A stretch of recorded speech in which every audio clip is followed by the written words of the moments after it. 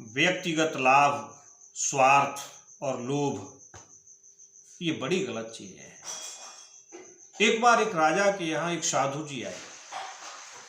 साधु महात्मा जब उसके घर आए तो उसने बड़ा स्वागत किया, सत्कार किया। महात्मा बड़े प्रसन्न हुए और बोले, राजन वर मांगो। राजा बड़ा लोभी था, लालची था।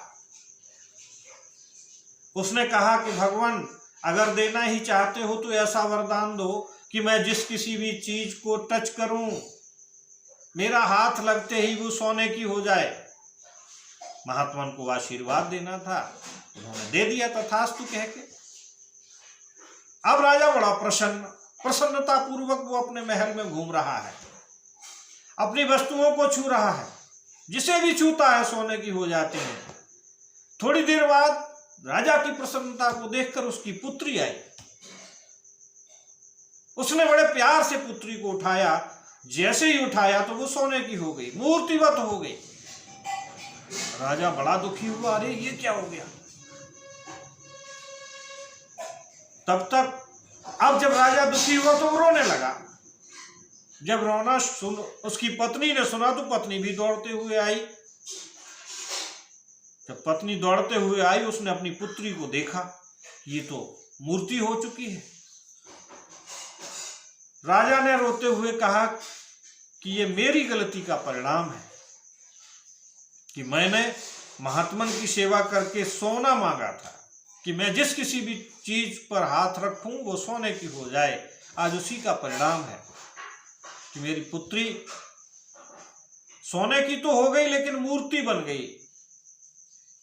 उसकी पत्नी ने समझाया कि अभी समय नहीं गुजरा, महात्मन को ढूंढो कहाँ है और जाकर उनसे क्षमा याचना करो, लेकिन ध्यान रखना कि उन्हें हाथ मत लगा देना, नहीं तुम क्षमा मांगने के लिए उनके पैरों में पड़ जाओ, पैर पकड़ लो।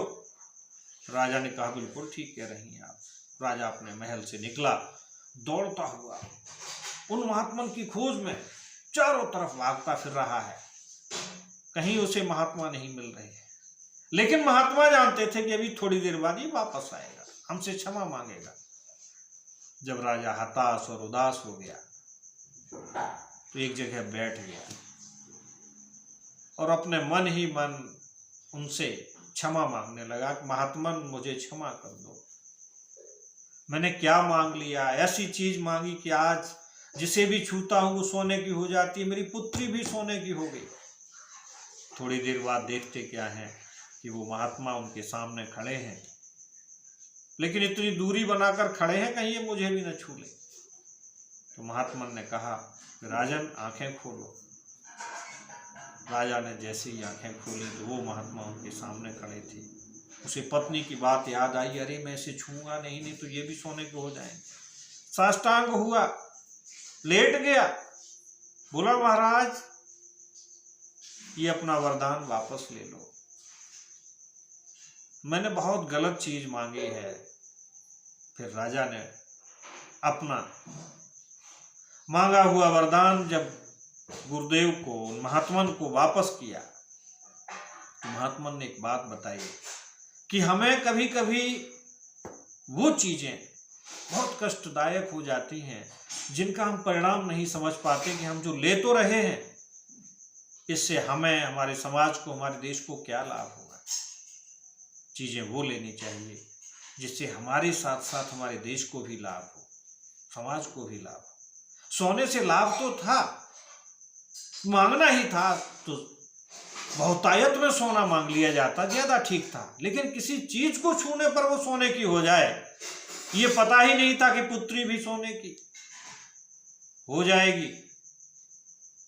आज राजा बड़ा दुखी मन से जब क्षमा मांगा, महात्मा ने उसे क्षमा किया, खुशी खुशी घर लौटा तो बोले, अब जिन जिन चीजों को छुआ है उन पर दोबारा जाके हाथ रखना, तब वो उसी रूप में आएंगी जो पहले के रूप में थी।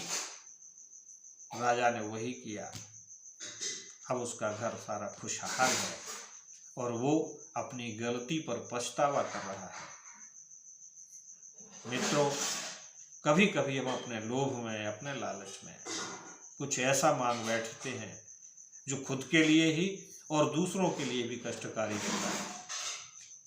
साथियों, मेरी कहानी अगर आपको अच्छी लगी हो तो लाइक और शेयर जरूर कीजिए। अगर आपने चैनल हमारा अब तक सब्सक्राइब नहीं किया है तो जल्दी से सब्सक्राइब कर लीजिए। धन्यवाद।